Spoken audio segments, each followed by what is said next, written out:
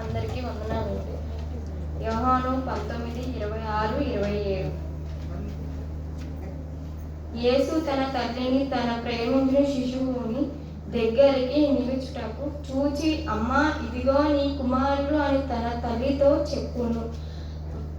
తరువాత శిశువుని చూచి, ఇదిగో నీ తల్లి అని చెప్పగా, ఆ గడియ నుండి ఆ శిశువుని ఆమెను ఇదిగో ఇంటి వద్ద చేర్చుకున్నాను. ఈ సమయం ఇచ్చిన అమ్మగారికి, పాస్టర్ గారికి వందనాలు.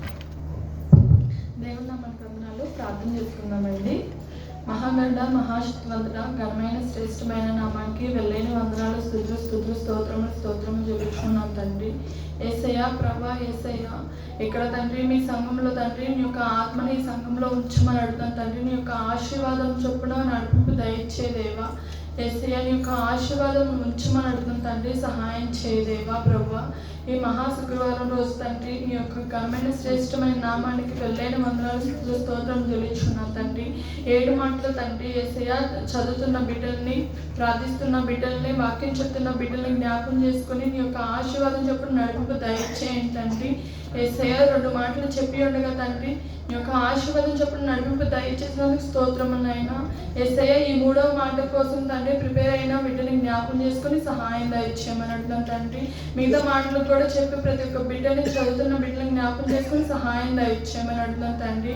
మా కోసం తండ్రి యేసయ్య, మా పాపాల నిమిత్తమై తండ్రి మీరు సిలువలో కాచిన రక్తాన్ని, గొడవలతో కొట్టించుకున్న దెబ్బలను తండ్రి మా పాపాల విషయమై కాచిన రక్తాన్ని బట్టి నీకు స్తోత్రములు నాయనా. యేసయ్య, నీ యొక్క ఆశీర్వాదాన్ని ఉంచి తండ్రి మా పాపాలు క్షమించి రక్తపు ఆఖరి చివరి రక్తపు బొట్టుతో తండ్రి మా పాపాలు కడిగి శుద్ధీకరించమని అడుగుతున్నాను తండ్రి. సహాయం చేయమని అడుగుతున్నాను తండ్రి. నీ యొక్క ఆశీర్వాదాన్ని ఉంచమని అడుగుతున్నాను తండ్రి. ఇక్కడ ఉన్న ప్రతి ఒక్క బిడ్డను పేరు దీవించి ఆశీర్వదించి ప్రభావం, మహిమగంత ప్రభావం మీరు మాత్రమే పొందుకుని ఈ ప్రార్థన ప్రతిఫలం దయచేస్తాను నమ్ముచు నజరేయుడైన యేసుక్రీస్తు నామములో అడిగి ప్రార్థిస్తున్నాం పరమ తండ్రి, ఆమేన్. ప్రార్థన చేసుకుందామండి.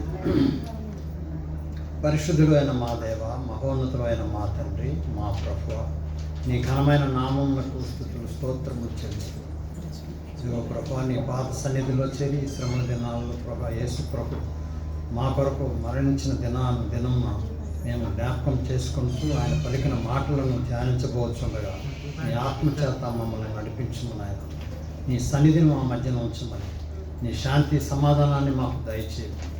మా ప్రభువును నీ ప్రియ కుమారుడు యేసుక్రీస్తు నామమున వినయముగా వేడుకొనుచున్నాం తండ్రి, ఆమేన్.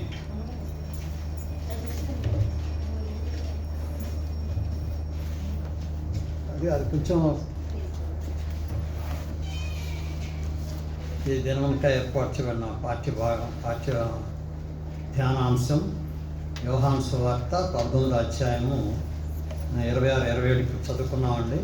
ఈ వాక్యంలో యేసు తన తల్లియు తాను ప్రేమించిన శిష్యుడును దగ్గర నిలిచి ఉండటం చూచి, అమ్మా, ఇదిగో నీ కుమారుడని తన తల్లితో చెప్పాను. తరువాత శిష్యుని చూసి, ఇదిగో నీ తల్లి అని చెప్పాను. ఆ గడియ నుండి ఆ శిష్యుడు ఆమెను తన ఇంట చేర్చుకోలేదు. ఇక్కడ క్రీస్తు ప్రభు 3వ మాట, ఇప్పుడు దాకా మొదటి మాట 2వ మాట మాట్లాడిన బిడ్డలు ఆత్మీయంగా మనల్ని అందరిని నడిపించారు దేవుని ఏర్పాటు వలన. ఈ 3వ మాట కూడా మనం ధ్యానించవచ్చుండగా ఈ దేవుని సన్నిధి మనతో ఉండి మన యొక్క పాపపు స్థితిని మనం తెలుసుకునేటట్లు, ఆయన యొక్క ఆత్మీయ శక్తిని పొందుకునేటట్లు దేవునికి ఉండాలని కోరుకుంటున్నానండి. ఇప్పుడు ఇక్కడ ఏంటంటే యేసు ప్రభువు శ్రమలను అనుభవిస్తూ ఉన్నాడు. మనందరికి తెలుసు, శిలువ మీద వేలాడి ఉన్నాడు. కాబట్టి అసలు ఆయన అంటే శిలువకు అప్పగించబోయే ముందుగా కూడా గెత్సెమనే తోటలో దుఃఖాక్రాంతుడై ఎంతో వేదన చెంది ప్రార్థన చేశాడు తండ్రి అయిన దేవునికి. ఆ విధంగా ఇప్పుడు శిలువ మీద వేలాడుతూ ఉన్నాడు ఆయన. తర్వాత ఇక్కడ ముఖ్యంగా ఏంటంటే ఆయన పడిన శ్రమలో సింపుల్గా మనం చెప్పుకునేది కొరడాలతో కొట్టించడం. మామూలుగా అయితే 3 చేశారు. ఏంటి, ప్రధాన యాజకులు, పెద్దలు అందరూ కలిసి ఆయన దూషించి ఉమ్మి వేసి కొట్టి హేళన చేశారు. తర్వాత పిలాతు అయితే కొరడా దెబ్బలతో కొట్టమని ఆయన అప్పగించాడు. ఈ కొరడా దెబ్బలు ఈ కొరడా కంట ఒక్కో దానికి 12 మళ్ళీ దారాలలాగా అంటే తాళ్ళు కట్టుంటాయి. ఆ చివరిలోనేమో కొంకులు ఉంటాయి, ఎనపై మెటల్. కాబట్టి ఆ కొరడాలతో కొడుతుంటే మన శరీరం అంటే ఎవరైనా శరీరం ఎంత గాయపడుతుందో మనందరికీ తెలుసు. అదిగాక 39 దెబ్బలు కొడతారంట శిక్షణ, కొరడాలతో కొట్టించడం. 40 కొట్టాలి కానీ 39 కొడతారంట. 39 × 12 వేస్తే ఎన్ని సార్లు ఆయన శరీరాన్ని గీసుకుపోయిందో మనందరూ ఆలోచించాలి. అది వేదన. తర్వాత ఆ విధంగా చేశారు. అయినా కానీ తర్వాత ఇంకోటి ఏంటంటే ముండ్ల కిరీటం పెట్టడం. సైనికులు ముండ్ల కిరీటాన్ని పెట్టారు. ఎప్పుడైతే ఆ ముండ్ల కిరీటాన్ని శరీరానికి పైన గుచ్చుతూ ఉన్నారో ఎంత బాధ కలిగి ఉంటుంది. ఆ రక్తం ఆ శరీరంలోకి అంటే తలలోకి గుచ్చుకొని పోయి రక్తం కారుతూ ఉంటుంది. అటువంటి బాధల్లో ఉన్నారన్నమాట. ఈయన కొరడాలతో కొట్టబడినప్పుడు సిలువను మోయించారు. చూడు, ఆయన ఎంత బాధలో ఉండి కూడా సిలువను మోయించారు. అందుకనే మధ్యలో ఆయన పడిపోతే ఇంకొకరిని పిలిచి ఆ సిలువను తీసుకొని వెళ్తారు. అటువంటి శ్రమలను అనుభవిస్తూ ఉన్నాడు యేసు ప్రభు. కాబట్టి ఇక్కడ ఏంటంటే దొంగలతో సహా అతన్ని సిలువలో వేలాడదీశారు. ఈ సిలువ వేయటం అంటే అది రోమా సామ్రాజ్యంలో కఠినమైన శిక్ష, చాలా బాధకరమైనది, అసహ్యమైనది. కాబట్టి సిలువ వేయటం అనేది చాలా ఇదనమాట.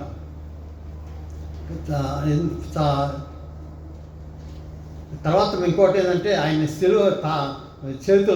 సిలువ మీద పండుకోబెట్టి చేతులు చాపి చీలలు కొట్టి కాళ్ళకు కూడా చీలలు కొట్టి ఆ సిలువని ఆ కింద చిన్న అంటే హోల్ చేసేసి ఒకసారి దించుతారు. అట్లా గబక్కన పడేసినప్పుడు చిన్నగా పెట్టడం కాదు, అప్పుడు ఆ బాడీ ఎంత భారంగా ఉండి కింద పడిద్దాం అనిపించింది మనకి. అటువంటి బాధలను అనుభవించారన్నమాట యేసు ప్రభు. కాబట్టి ఇక్కడ మనం సిలువ దగ్గర మనం ఒక కుటుంబాన్ని చూస్తున్నాం. సిలువ దగ్గర ఒక కుటుంబాన్ని చూస్తున్నామట. ఆ కుటుంబం ఒక సమస్యతో ఉంటే ఆ సమస్యను కూడా సాల్వ్ చేస్తాడంట. కాబట్టి సిలువ దగ్గర ప్రతి సమస్య కూడా తీరుస్తాడు దేవుడు. కాబట్టి మనం సిలువ యొద్దకు వెళ్ళాలి. సిలువ దగ్గర మనం జీవిస్తూ అంటే ఆ సిలువనంటే ఏదో అర్థం చేసుకుంటూ మనం జీవించాలన్నమాట.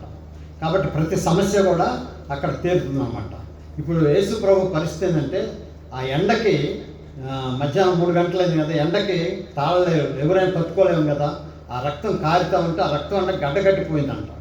గడ్డగట్టిపోయి చాలా బాధలో ఉన్నాడనమాట. నిమిషానికి బాధ పెరుగుతూనే ఉంది కానీ తగ్గదు. కాబట్టి అటువంటి పరిస్థితుల్లో ఆయన సిలువ దగ్గర ఎవరున్నారో అని చూస్తున్నాడు. He's looking at the people who are standing at the cross. ఆయన సిలువ దగ్గర ఎవరున్నారని చూస్తే ఎవరున్నారు? స్త్రీలు ఉన్నారు, పురుషులేమో ఒక శిష్యుడు ఉన్నాడు. కానీ ఇక్కడ ఏంటంటే ఆ శిష్యుల కోసం చూస్తున్నాడంట యేసు ప్రభు. కానీ ఎవరు లేరు. ఎందుకంటే వాళ్ళు ఏమన్నారు అప్పుడు, ఇంత ముందే చెప్తే నేను మీతో కూడా వస్తాము, నీకు కలిగిన శ్రమను మేము అనుభవిస్తాం, నీ కొరకు మా ప్రాణాలను కూడా అర్పిస్తూ ఉన్నారు. కానీ ఎక్కడ ఉన్నారని చూస్తుంటే ఎవరు కూడా కనపట్లేదు ఎక్సెప్ట్ యోహాన్ తప్ప. కాబట్టి అటువంటి పరిస్థితుల్లో ఉన్నటువంటి యేసు ప్రభు పలికిన మాటలకి ఇక్కడ ఎవరెవరు ఉన్నారంటే మనకు కొన్ని పేర్లు తెలిసినది. ముందు ఆయన తల్లి అయినట్టు మరియా తల్లి అక్కడ ఉంది సిలువ దగ్గర. తరువాత తల్లి సిస్టర్ అంటే ఆమె సహోదరి మా సొలోమి అనే ఉన్నది, ఆమె కూడా పేరు సొలోమి. తర్వాత 3వ ఒక మరియా, క్లోపా భార్య అయిన మరియా. 4వ మగ్దలేన మరియా, మనందరికి తెలుసు. ఈ 4 స్త్రీల పేర్లు మనకి గ్రంథంలో రాయబడి ఉన్నాయి. అలాగే 5వది యోహాను శిష్యుడు. కాబట్టి తల్లి అయిన మరి పరిస్థితి ఎంత ఘోరంగా ఉందో మనందరికీ తెలుసు. ఇక్కడ వాళ్ళ అమ్మ గుర్తు చేసుకుంటుంది ఏంటంటే జనరల్గా ఏం చెప్పాలంటే లేడీస్ అంటే స్త్రీలు అంటే బలహీనులు అనుకుంటాం మనం. కానీ ప్రేమల వారు బలవంతులు, ప్రేమలో వారికి ఎక్కువ ఉంటుంది అమ్మ దగ్గర అంటే స్త్రీ. కాబట్టి చాలా ధైర్యంగా వాళ్ళు నిలబడ్డారంట. అందుకని స్త్రీలు అక్కడ ధైర్యంగా నిలబడ్డారు. అంటే మిగతా వాళ్ళు కూడా ఉన్నారు స్త్రీలు. తర్వాత ధైర్యంగా నిలబడి చూస్తూ ఉన్నారు. ఏం చేయాలి, చేయలేని పరిస్థితులు, వాళ్ళు ఏం చేయలేరు ఉన్నారన్నమాట. కాబట్టి they are so strong in love, ప్రేమలో చాలా బలవంతంగా ఉంటారన్నమాట. అందుకని వాళ్ళ అమ్మకి గుర్తొచ్చింది మరి, అంటే మన యేసు ప్రభు యొక్క తల్లికి ఏం గుర్తొచ్చింది తెలుసా? తన శరీరాన్ని కుమారుడిగా ఈ లోకానికి రావటానికి సమర్పణ చేసుకుంది కదా, మనందరికీ తెలుసు. కాబట్టి ఎందుకంటే ఆమె అంతా తల్లిగా దేవుని యొక్క స్వరాన్ని, అంటే గాబ్రియేల్ దూత ద్వారా పలికిన స్వరానికి విధేయత చూపి నీ చిత్తం ప్రభువా అన్నది, నీ చిత్తం ప్రకారం జరిగించమని, నీ దయ చొప్పున. కాబట్టి అంతగాని ఆమెకి చాలా ధైర్యంగా, ఆమె ముఖంలో చూస్తారంటే చాలా ధైర్యం కనపడుతుందంట. కాబట్టి తర్వాత ఇంకొక స్త్రీ గురించి చెప్పాలంటే, ఒక స్త్రీ అయితే ఈయన చనిపోకముందే ఒక ఇంట్లో భోజనానికి కూర్చున్నప్పుడు వచ్చి పాదాలని అత్తరుతో కడిగి శుభ్రం చేసి, తల వెంట్రుకతో శుభ్రం చేసి చేస్తుంది. అంటే ఇది ఒక అభిషేకానికి గుర్తు. ఆయన యేసు ప్రభు రాజులకు రాజు, ప్రభువులకు ప్రభు. కాబట్టి ఆ విధంగా అభిషేకించిందంట ఒక స్త్రీ. ఇంకొక స్త్రీని మనం జ్ఞాపకం చేసుకుంటే పిలాతు భార్య ఏమని చెప్పింది? శిలువ మీద ఉంటే, శిలువకి అప్పగించకపోతే నువ్వు ఆయన జోలికి పోవద్దు, ఆయన నీతిమంతుడు అని చెప్పింది ఒక స్త్రీ. ఈ విధంగా స్త్రీలు మనకు అందరికీ అంత సత్యంలో నడుస్తూ ఉన్నారన్నమాట. ఇక మగ్దలేని మరి అయితేనంట, ఆమె మనందరికీ తెలుసు, ఆమె దెయ్యాలను వెళ్ళగొట్టాడు, ఆమెకున్న అనారోగ్యాన్ని పోయింది. ఆమె మొట్టమొదట సమాధిలో సమాధి తెరిచి చూసినట్టు మొదట స్త్రీ ఆమె మగ్దలేని మరియా. ఆమెకే మొదట పునరుద్ధానుడైన క్రీస్తు ప్రభు కనిపించి మాట్లాడాడు. అప్పుడు ఆమె పరిగెత్తుకుంటూ పోయి సువార్తను ప్రకటించిందంట, యేసు ప్రభు తిరిగి లేచాడు, ఆయన ఉన్నాడు అని. ఇటువంటి స్త్రీలు ఇక్కడ సిలువ దగ్గర ఉన్నారు మనకి. తర్వాత ఇక్కడ యేసు ప్రభు ఏం చేస్తున్నాడంటే చూస్తున్నాడు. జీసస్ సా హిజ్ మదర్ ఫేస్, వాళ్ళ అమ్మ యొక్క ముఖం వైపు చూస్తున్నాడంట యేసు ప్రభు. ఏం కనపడుతుందంటే ఆమె కళ్ళల్లో నీళ్లు కారుతూ ఉన్నాయి. ఆమె మనసులో కూడా చాలా బాధతో ఉందన్నమాట. మనిషి అక్కడ నిలబట్టి ఒక అమ్మలాగా తన కుమారుడు శిక్షించబడుతుంటే బాధపడుతూ ఉంటే మనందరికీ తెలుసు అమ్మ యొక్క పరిస్థితి. అట్లాంటి ఆ పొజిషన్లో తల్లి యొక్క ముఖాన్ని చూస్తున్నాడు. వాళ్ళ అమ్మకి అప్పుడు ఆమెకేమీ నిస్సహాయ స్థితిలో ఉంది, ఏమీ చేయలేదు. తన కుమారుడిని అంత బాధ పెడుతూ ఉంటే కాపాడుకోలేకపోతుంది కదా, మనందరికీ తెలుసు. కాబట్టి ఆ విధంగా చూస్తూ ఉంది. తర్వాత ఇంకేం చేస్తుందంటే ఆమె శిలువల మీద వేలాడుతున్న యేసయ్యని చూస్తూ ఉందన్నమాట, ఆయన పడే బాధని. కాబట్టి ఇక్కడ యేసు ప్రభు అమ్మకను కుమారుడికి ఉన్న సంబంధం ఇంకా తెగిపోలేదు. ఎందుకంటే ఆయన దేవుని చిత్తాన్ని నెరవేర్చడానికి ఇంకా శిలువ మీద వేలాడుతూనే ఉన్నాడు. కానీ ఇక్కడ ఒక కుటుంబ సమస్యని యేసు ప్రభు గుర్తు చేసుకుంటున్నాడంట. అది ఈ విధంగా ఉన్నది. ఇక్కడ ముఖ్యంగా శిలువ దగ్గర నిల్చుంటే అక్కడ ఉన్నటువంటి ప్రజలు, మనమైనా కానీ ఇప్పటి ప్రజలైనా కానీ, ఎప్పుడైతే మనం శిలువని మన ఎదురుగా పెట్టుకొని, అంటే జ్ఞాపకం చేసుకొని, యేసు ప్రభు మన కొరకు పడిన శ్రమను జ్ఞాపకం చేసుకొని ధ్యానించుకుంటూ ఉంటామో, అక్కడ ఉన్నటువంటి కొంతమందిలో ఎటువంటి ప్రేరణ వచ్చింది, అంటే ఎటువంటి మార్పు వచ్చింది. శిలువలో యేసయ్యను శిక్షిస్తూ ఉంటే, ఆయన పడే బాధను చూస్తూ ఉంటే ఎటువంటి మార్పులు వచ్చిందంటే, ఎగ్జాంపుల్ చెప్తున్నాము 4 విషయాలు. ఈ శిలువ అంటే వాళ్ళకి అక్కడ నిల్చున్న ఒక స్త్రీకి ఏ ప్లేస్ ఆఫ్ రిడెంప్షన్, అంటే విమోచన దినం ప్లేస్ అన్నమాట, విమోచన స్థలం. అది ఎవరికి? మగ్దలైన మరియకి అన్నమాట, మగ్దలైన మరియకి. కాబట్టి ఆమె ఏముంటుంది, ఆమెకంట ఆ విమోచన స్థలంగా ఉంది. యేసుప్రభు వేయబడ్డ శిలువ దగ్గర నించున్నప్పుడు ఆమెకి ఏం బోధించింది తెలుసు? ఆ శిలువ వలన రక్షణ భావాన్ని వెల్లడిపరిచింది. శిలువ దగ్గర నించున్న ఆ మగ్దలైన మరియకి రక్షణ అంటే ఏమిటి, అంటే మనకి రక్షణ ఎలా వస్తుంది, మన పాప స్థితి మనం తెలుసుకొని దేవుని యొక్క కుమారుడు దేవుడైన యేసుప్రభు ద్వారా ఆ రక్షణ పొందుకోవటం ఎలా అనేది తెలుసుకున్నాను అనమాట. ఆమెలో ఉన్నటువంటి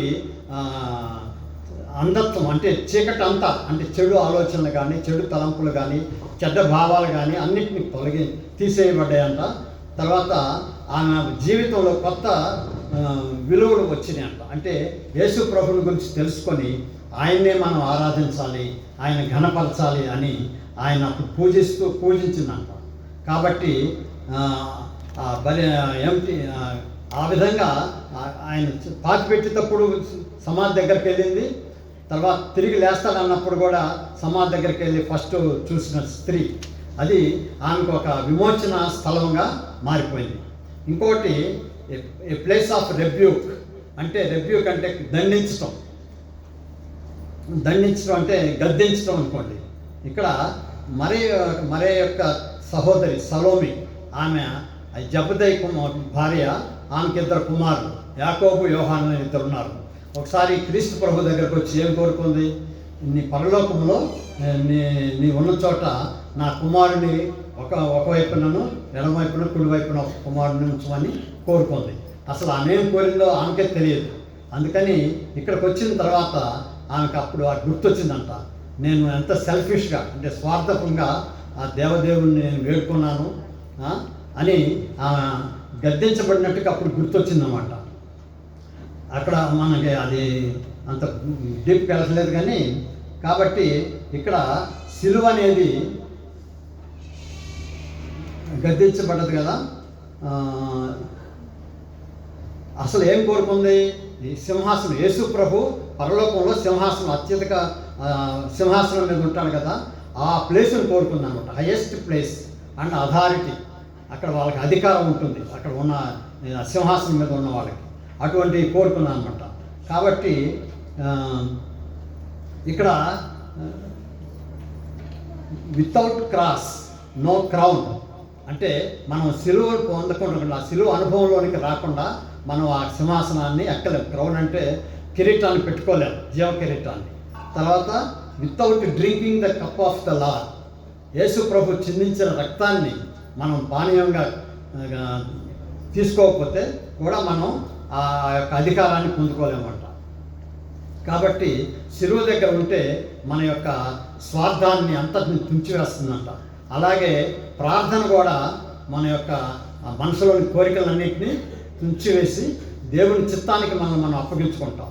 కాబట్టి ఇది ఈమెకి ప్లేస్ ఆఫ్ రెబ్యూక్ అంటే గద్దించినటువంటిది. మనం కూడా మన పాప స్థితిలో కనుక మనం ఉంటే సిలువ దగ్గర ఉన్నప్పుడు యేసు ప్రభువే మనతో మాట్లాడినట్టు మనల్ని కూడా గద్దిస్తాడు. మన హృదయాలను మనం పరిశీలించుకోమని, ఆ పాపాన్ని వదిలిపెట్టమని చెప్తాడన్నమాట. ఈ విధంగా ఆమె ఆ సిలువ దగ్గర ఉన్నటువంటి స్త్రీ తన తప్పుని తను తెలుసుకుందనమాట. తర్వాత ముఖ్యంగా ఇంకోటి ఇక్కడ మూడోది ఏ ప్లేస్ ఆఫ్ రివార్డ్, అంటే బహుమానం అంట. ఆ సిలువ దగ్గర ఉండటం అనేది ఒక బహుమానం. ఎవరికి? మరియ తల్లి యేసు ప్రభు తల్లికి అదొక బహుమానంగా ఉందంట. అంటే తన కుమారుడు శిక్షణ పడతా, అంటే జనరల్గా చెప్తున్నాం, ఆ విధంగా అదొక బహుమానంగా ఉందంట. ఎందుకంటే ఇక్కడ మనం కొంచెం సింపుల్గా మాట్లాడుకుంటే యోహాను సువార్త 2వ అధ్యాయంలో అయితే కానా అనే ఊరిలోకి వెళ్ళి పెళ్లి విందుకు వెళ్ళారు కదా. 2వ అధ్యాయం 4వ వచనం చదవండి. అమ్మా అది అంటే అప్పుడు ద్రాక్షారసం అయిపోయింది కదా. అమ్మ నాతో నీకేం పని, అమ్మ అని పిలుస్తున్నాడు, నాతో నీకేం పని అని అంటున్నాడు. కాబట్టి అంటే ఇక్కడ తర్వాత ఆయన సమయం ఇంకా రాలేదన్న సమయం వచ్చినప్పుడు ఆయన తన శక్తిని చూపెట్టాడు. అద్భుతమైన ఆశ్చర్యకరంగా నీళ్ళని ద్రాక్షారసంగా మార్చాడు, మనందరికి తెలుసు. 2వ అధ్యాయం ఉంది. ఇక్కడ 19వ అధ్యాయంలో మటుకి అమ్మ అని పిలుస్తున్నాడు కదా. 19వ అధ్యాయంలో ఇక్కడ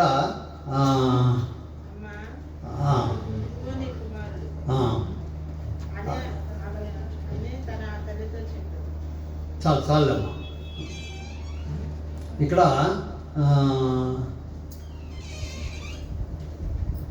ఈమె ఎట్లాంటి పరిస్థితిలో ఉందంటే there he showed his power. అక్కడ ఇక్కడ ఈ 19వ అధ్యాయంలో అయితే తన శక్తిని చూపెట్టలేదు. ఎందుకో తెలుసా? దేవుని చిత్తాన్ని నెరవేర్చడానికి తను తాను తగ్గించుకొని పాపుల కొరకు మరణించడానికి ఆయన మౌనంగా ఉన్నాడనమాట. కాబట్టి ఎందుకంటే ఆయన వచ్చింది ఎందుకు అసలు? To save people, sinful people. ఆయన పాపులను రక్షించడానికి వచ్చాడు. అందుకని ఆయన మౌనంగా ఉన్నాడనమాట. కాబట్టి ఇక్కడ ఏమన్నాడు? ఇక్కడ if what Jesus said I am sun of God అని అన్నాడు కదా, నేను దేవుని కుమారుడిని. నిజంగా అయితే మదర్ అంటే వాళ్ళ అమ్మకి తెలుసు ఆయన దేవుని కుమారుడని. ఆయన చెప్పింది అబద్ధం కాదు. అదే కనుక అబద్ధం అయితేనంట తల్లి బతిలాడుకుంటుందంట సిలువ వేసిన వాళ్ళు. అయ్యా అంటే ఆమెకి దేవుని కుమారుడు కాకుండా మామూలుగా మన మానవులుగా జన్మించిన కుమారుడైతే అప్పుడు ఆమె ఏడ్చి బతిలాడి నా కొడుకుని ఆపమని ఆ మరణ సెక్షన్స్ తప్పించమని వేడుకునేదంట. కానీ she only knows he's son of God అని. దేవుని ఆత్మ చేత, పరిశుద్ధాత్మ చేత గర్భంలో రూపింపబడిన కుమారుడు. కాబట్టి అటువంటి కుమారుడిని తల్లి అన్నమాట ఆమె. కాబట్టి అందుకని ఆమె ఏమి మాట్లాడకుండాంట, అసలు మాట్లాడకుండా మౌనంగా ఉంది. కాబట్టి అందుకని cross is a gift for her. ఆమెకి ఈ సిలువ అనేది ఒక బహుమానం అన్నమాట. అందుకని రివార్డ్ అన్నారు. కాబట్టి ఇక్కడ కొంచెం సింపుల్గా చెప్తానండి. లోకాసు వార్త 1వ అధ్యాయం 46-49. 1వ అధ్యాయం 46-49 నేను చదువుతున్నానమ్మా. అప్పుడు మరియ ఇట్లా, నేను నా ప్రాణము ప్రభువుని ఘనపరుచున్నది, ఆయన తన దాసురాలి దీనస్థితిని కటాక్షించను, నా ఆత్మ నా రక్షకుడైన దేవుని యందు ఆనందించను, సర్వశక్తివంతుడు నాకు గొప్ప కార్యములు చేసెను, కనుక ఇది మొదలుకొని అన్ని తరముల వారు నన్ను ధన్యురాలని అందరూ, ఆయన నామం పరిశుద్ధం. ఆ విధంగా ఆమె దేవుని స్తుతించిందనమాట సిలువ దగ్గర. కాబట్టి ఇంకోసారి ఇంకేంటంటే పైన కూడా ఇంకా చెప్పట్లేదు కానీ ఎలిజబెత్ కూడా, అంటే జకరియా భార్య అయిన ఎలిజబెత్ ఏమంటుంది? నీవు స్త్రీలలో ఆశీర్వదింపబడిన దానం, ఆమె మరి తల్లిని గురించి చెప్తున్నారు అని అన్నది. తర్వాత ఇంకో చోట అయితే లోకాసు వార్త 2వ అధ్యాయం 35వ వచనం చదవండి.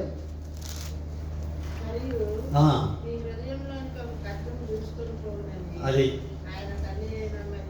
చెప్పాను, నీ హృదయంలోనికి ఒక ఖడ్గం దూసుకొని పోతుందని చెప్పాడు కదా. అప్పుడు ఆమె ఎంత ఆ బాధ ఇప్పుడు అనుభవిస్తుంది. ఆ ఖడ్గం ఏంటో అప్పుడు అర్థమైంది కానీ ఇప్పుడు అనుభవిస్తుంది. ఏంటి అసలు అప్పుడు మనకి మానవులుగా మనకు అర్థం కాదు. కాబట్టి ఈ విధంగా ఆమె ఫేస్ చేస్తుంది అనమాట, అనుభవిస్తూ ఉంది.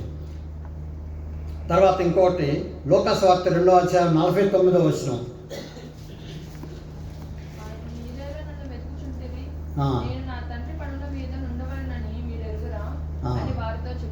అది ఇక్కడ యేసు ప్రభు దేవాలయంలో కూర్చొని యాజకులతో మాట్లాడుతూ దేవుని వాక్యాన్ని ధ్యానిస్తూ ఉన్నారు.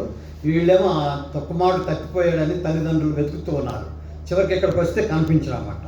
అప్పుడు నా తండ్రి పని మీద నేను ఉన్నానని మీరు ఎరుగరా అని అన్నారు కదా అమ్మతోటి. అప్పుడు అమ్మకి ఎంత బాధ వేస్తుంది, సొంత తల్లి ఆ విధంగా అంటే దేవుడు ఇంకా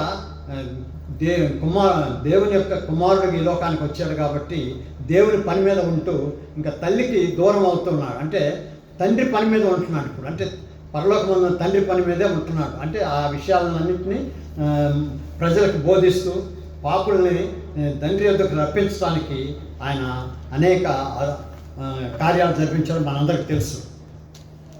కాబట్టి ఈ విధంగా మరియ తల్లిగా ఆ విధంగా బాధలు అనుభవిస్తుంది. తర్వాత ఇక్కడ ఏంటంటే అమ్మ అంటున్నాడంటే అమ్మతోటి మాట్లాడుతున్నాడు. ఏని ఇక్కడ అమ్మ అంటే ఇక చెప్తున్నాడు అక్కడ జరిగింది ఏంటంటే, వీళ్ళందరూ నువ్వు దేవుని కుమారుడికి దిగిరమ్ము, నీవు రక్షించుకో, మమ్మల్ని కూడా రక్షించుకో అన్నారు కదా. అంటే నా యొక్క ఆత్మీయ శక్తిని వాళ్ళు చూపెట్టమంటున్నారు. బట్ ఇది నా టైం కాదు. నేను ఏ పని చేసినా కానీ, కుమారుడిగా ఏ పని చేసినా కానీ నీకు మంచి పేరే వస్తుంది అని చెప్తున్నాడు అన్నమాట. కాబట్టి చనిపోయిన తర్వాత యేసుప్రభు చనిపోయిన తర్వాత ఇంకొక మాట అంటే ఆ అర్థం ఒక మీనింగ్ ఏంటంటే, you are not only my mother but you are mother of my body. అంటే నా శరీరానికే నువ్వు తల్లి. వాళ్ళకి శరీరాకారంగా చూసుకుంటే మన తల్లికి మనం బిడ్డలో, కానీ ఇక్కడ నాకు ఒక్కడికే తల్లివి కాదు, నా సంఘానికి ఇక్కడ నా బాడీ ఆఫ్ మై బాడీ అంటే ఏంటంటే సంఘస్థులందరికీ కూడా ఆమె తల్లి. కాబట్టి ఈ విధంగా అమ్మ అనే పిలుపులో అర్థం చెప్తున్నాడు. తర్వాత ఇంకా ఏం చెప్తుందంటే, ఇక్కడ అమ్మ ఏ విధంగా ఆలోచిస్తుంది, తను కన్నప్పుడు పిల్లల్ని ఉయ్యాలలో పండుకోబెట్టి ఆడిస్తుంది కదా, అది గుర్తొస్తుందంట మరియకి తల్లికి. ఆ విధంగా ఏ విధంగా పెంచింది. ఆమెకి చిన్నప్పుడే అంటే ఇంకా నోట్లోంచి మాటలు రావు కదా, పాలు ఇస్తుంది. అంటే తన కుమారుడు యొక్క ఆకలి అంటే అవసరం ఉంది, అవసరాన్ని తీరుస్తుంది అనమాట. మాట్లాడకుండా తల్లిగా. ఇక్కడ అమ్మ గురించి కొన్ని విషయాలు చెప్తానమ్మా. అమ్మ అంటే అర్థమైందంటే కైండ్నెస్ అండ్ కంపాషన్, దయాకి దాతృత్వానికి గుర్తు. తర్వాత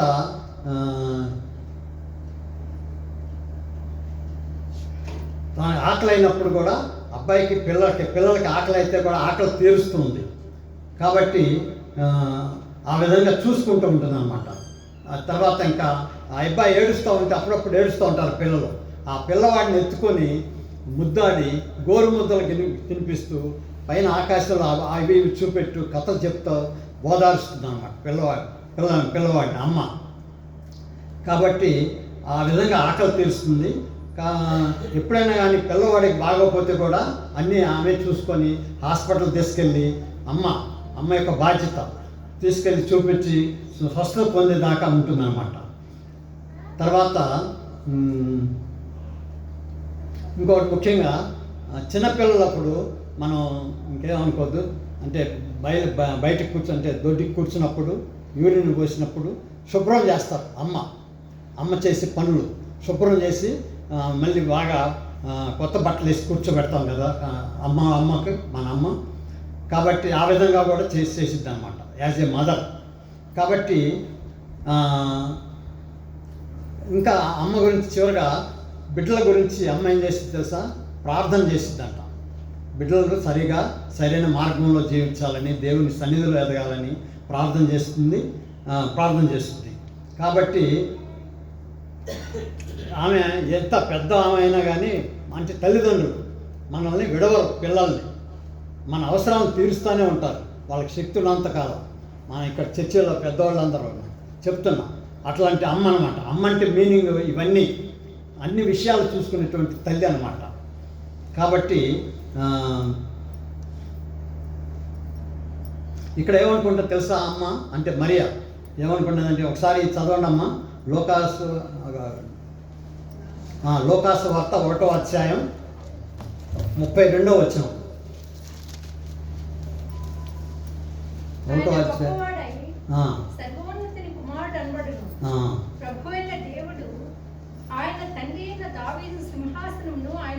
అది ఈ వాక్యాన్ని జ్ఞాపకం చేసుకుంటుందంట అమ్మ అంటే మరే తల్లి.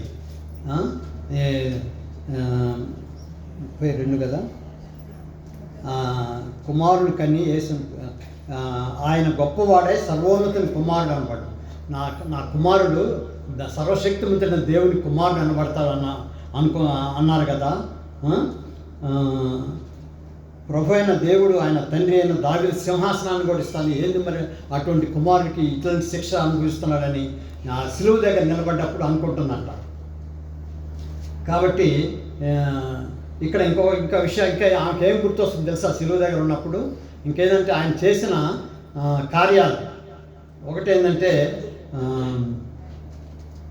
మొదట నీళ్ళని ద్రాక్షారసంగా మార్చడం. అప్పుడు ఆమె చాలా ఉప్పొంగిందంట ఆ కార్యం చేసినప్పుడు, యేసు ప్రభు చేసినప్పుడు.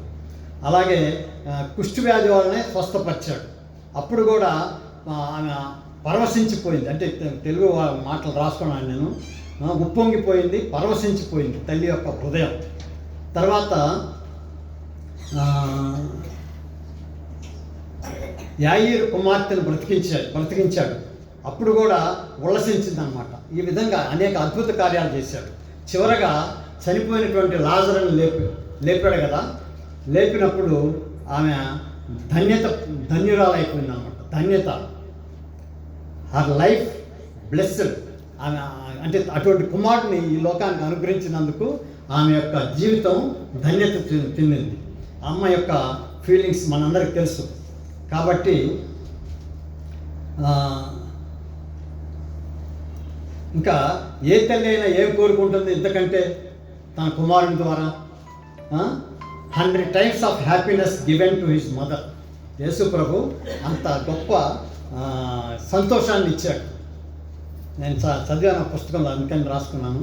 అమ్మ అంటే చెప్పాలనిపించింది. ఎక్కువ టైం అయిందో మర్చి చూస్తాను.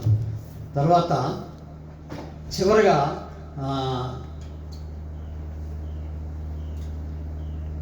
ఆయన కుమారుడు ఏ విధంగా చూస్తుంటే ఒక క్రిమినల్గా అతన్ని వేలాడదీశారు యేసు ప్రభుని. కాబట్టి నా కుమారుడిని ఇంత చేస్తున్నారా, నేను ఈ కుమారుడిని నా ఒళ్ళో పెంచింది అని బాధపడుతూ ఉందన్నమాట. తర్వాత ఆయన తల నుంచి కూడా రక్తం కారుతూ ఉంది కదా, కిరీటం పెట్టిన అప్పటి నుంచి ఆ విధంగా కారుతుంటే ఈ తల నుమిరింది. అంటే చిన్నప్పుడు పిల్లవాళ్ళని ఎత్తుకొని తల దువ్వి శుభ్రం చేసి ముద్దు ఆడుకుంటూ ఉంటారు కదా, అటువంటి పరిస్థితులన్నీ ఆమె గుర్తొచ్చి చాలా బాధపడుతుంది అన్నమాట. కాబట్టి ఆ ముళ్ళ కిరీటానికి ధరింపజేసి చాలా ఏడుస్తూ ఉంది. కాబట్టి how much mother's heart weeping, తల్లి యొక్క హృదయం ఎంతగా దుఃఖంతో నిండి ఉంటుందో మనందరికీ తెలుసు. కాబట్టి how beautiful it is cross, దేవుని యొక్క ఆ సిలువ ఎంత అందంగా ఉందో చెప్పచ్చు. సిలువ నీడ, సిలువ అంటే సిలువ నీడ, అంటే సిలువ దగ్గర ఉంటే. కాబట్టి ఇక్కడ ఏంటంటే మనకి గుర్తొస్తుంది దేవుడు మనకి ఇచ్చినట్టు ఆజ్ఞ, ఆనర్ యువర్ పేరెంట్స్, అంటే మీ తల్లిదండ్రులను గౌరవించమని చెప్పారు కదా. అప్పుడు యేసు ప్రభుకి అంటే యేసు ప్రభుకి తెలుసు, ఆయన గుర్తు చేసుకుంటున్నాడు అనమాట. జీసస్ క్రైస్ట్ డూయింగ్ దిస్, ఇప్పుడు అదే చేస్తున్నాడు, ఫాలో దిస్ కమాండ్. కాబట్టి ఇక్కడ ఏంటంటే physical relationship was cut off, ఇంకా చనిపోతాడు కదా, ఫిజికల్గా ఆ బంధం అనేది తెగిపోతుంది. కానీ ఆయన ఆ కుమారుడే ఇంకొక కుమారుని యోహాన్ని అప్పగిస్తున్నాడు అన్నమాట. ఆ కుమారుడు నేను ఇంకెక్కడ ఉండను, నువ్వే చూసుకో అన్నట్టుగా.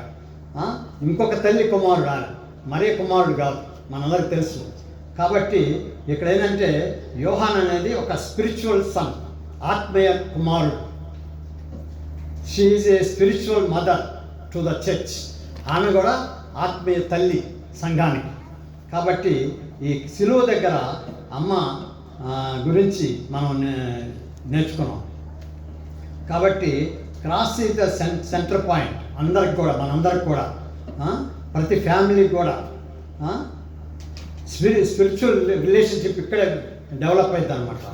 క్రైస్ట్ ఈజ్ హోల్డ్ హిజ్, ఆయన రక్తం చేత ఈ బంధాన్ని బంధించాడంట యేసు ప్రభు. ఏది కుటుంబ బంధాన్ని, అంటే ఒక తల్లిగా కుమారుడిగా, తల్లిదండ్రులుగా కుమారులుగా మనం రక్త సంబంధాన్ని ఆయన రక్తం ద్వారా మనల్ని ఆ విధంగా బంధించాడు.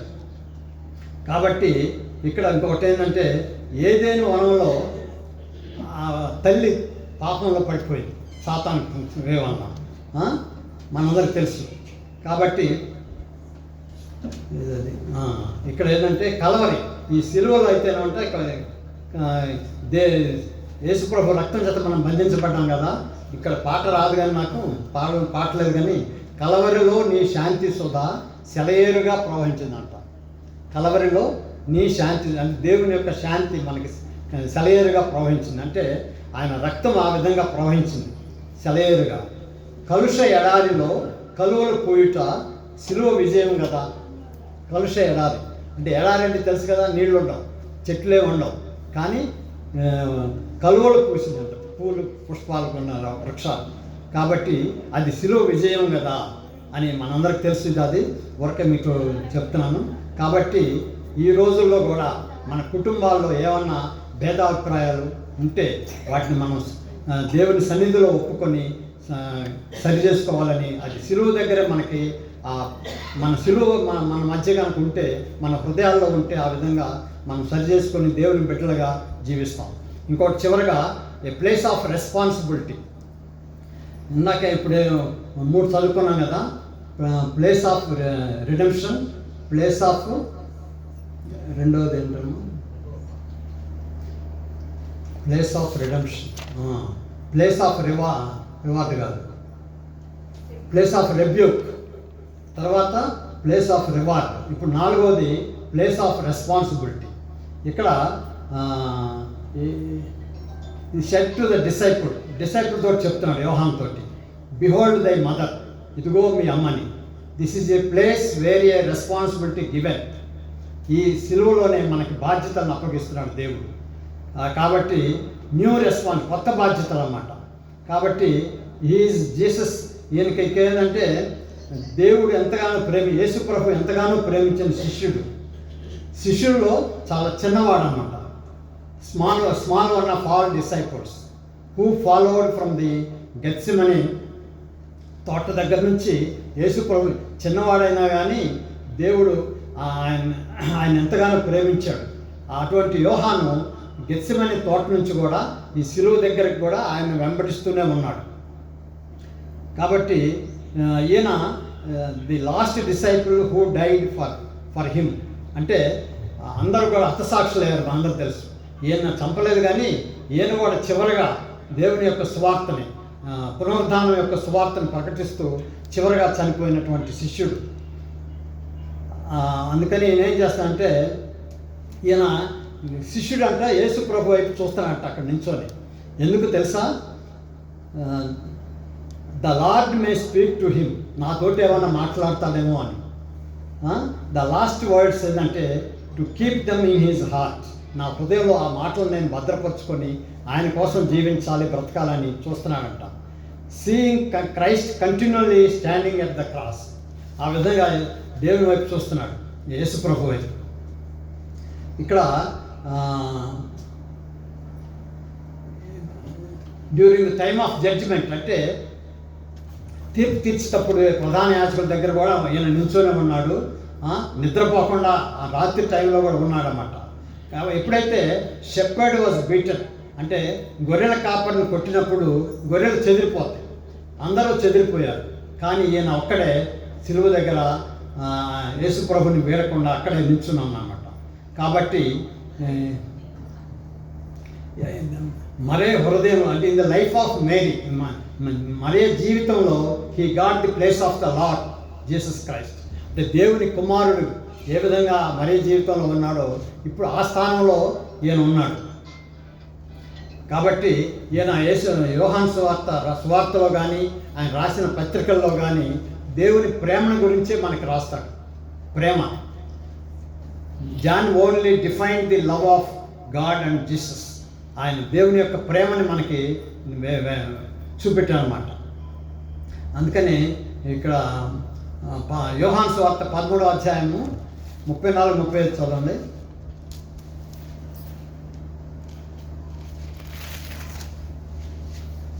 13వ అధ్యాయం 34-35. మీరు ఒకరినొకరు ప్రేమింపవలనని ఆ, మీకు క్రొత్త ఆజ్ఞ ఇచ్చుచున్నాను. ఆ, నేను మిమ్మల్ని ప్రేమించినట్టే మీరును ఒకరినొకరు ప్రేమింపవలెను. ఉమ్. మీరు ఒకరి ఎడల ఒకడు ప్రేమ గలవారైన ఎడల దీన్ని బట్టి మీరు నా శిష్యులని అందరూ తెలుసుకుందరని. అది ఈ విధంగా దేవుని వాక్యాన్ని మనకు అందిస్తున్నాడు అన్నమాట. ఈయన న్యూ కమాండ్మెంట్ యేసు ప్రభు మనకిచ్చాడు. కాబట్టి యేసు ప్రభు అమితంగా ప్రేమించిన శిష్యుడు ఈయన. అందుకనే ప్రేమల గురించి మనకి తన లెటర్స్లోను అంటే పత్రికల్లో సువార్తలు కూడా మనకు తెలియపరుస్తున్నాడు. కాబట్టి ఎప్పుడు చెప్పినా కానీ ఈయన యోహాను ఏం చేసామంటే యేసు ప్రభు తిరిగి లేచాడు, ఆయన పునరుద్ధానుడై ఉన్నాడు అని ఆయన గురించి చెప్తూ చివరిలో ఏం చేశాడంటే టర్కీ వెళ్ళాడట. Turkey and Constantinople. అక్కడితో ఆయనతో పాటు తన అమ్మ అంటే యేసు ప్రభు యొక్క తల్లిని కూడా తీసుకొని కొన్ని రోజులు అంటే కొన్ని నెలలు ఉన్నాడు, సంవత్సరాలు తెలియదు కానీ అక్కడ కొన్ని దినాలు గడిపాడు అన్నమాట. అయితే మరీ ఏం చేసింది, చివరికి మరలా యెరూషలేముకి వచ్చింది. అంటే తల్లి వచ్చి మార్క్ అనే ఒక ఇంట్లో అప్పర్ రూమ్లో ఉండేది, అక్కడే చనిపోయింది. కాబట్టి ఈ విధంగా సిలువ యొద్ద నిల్చున్నప్పుడు మనకి దేవుడు మనతో బోధించిన మాటలు, మన రెస్పాన్సిబిలిటీ. మొదట్లో మా యొక్క విమోచన కార్యాన్ని జరిపించాడు అక్కడ ఉన్న స్త్రీలలో. తర్వాత తన తప్పుని రెబ్యూక్ మనల్ని గద్దించాడు. మన వాక్యం చదువుతుంటే మనల్ని గద్దింపు కూడా ఉంటుంది. తర్వాత మరియ తల్లికి రివార్డ్ బహుమానంగా ఆయన సిలువలో ఆయన చేసిన కార్యాలను బట్టి దేవుని కుమారుడిగా ఈ లోకానికి గర్భాన్ని ధరించి ఇచ్చినటువంటి తల్లికి ఆయన ఎటువంటి బహుమానం ఇచ్చాడో మనం ధ్యానించాం. అలాగే తన శిష్యుడు, తాను ప్రేమించిన శిష్యుడికి బాధ్యతలు కూడా అప్పగించాడు. కాబట్టి మనం అందరం కూడా దేవుని బిడ్డలుగా ఈ లోకంలో జీవిస్తూ ఈ వాక్యానుసారంగా తల్లికి అమ్మకి ఉన్నటువంటి బంధాన్ని, అంటే మన దేవుడు, తండ్రి అయిన దేవుడు మనకు బిడ్డలుగా మనం ఈ లోకానికి పంపించి మనల్ని జీవింపజేశాడు. ఆ విధంగా ఈ శిలువ ధ్యానాలను మనం జ్ఞాపకం చేసుకొని అమ్మని మర్చిపోకుండా, అమ్మని చివరి వరకు మనం జ్ఞాపకం చేసుకొని తల్లిదండ్రులు గౌరవిస్తూ ఈ లోకంలో జీవించాలని, దేవుని మార్గంలో నడవాలని కోరుకుంటున్నాను. ఈ అవకాశం ఇచ్చినందుకు మీ అందరికీ నా వందనాలు చెల్లిస్తున్నాను.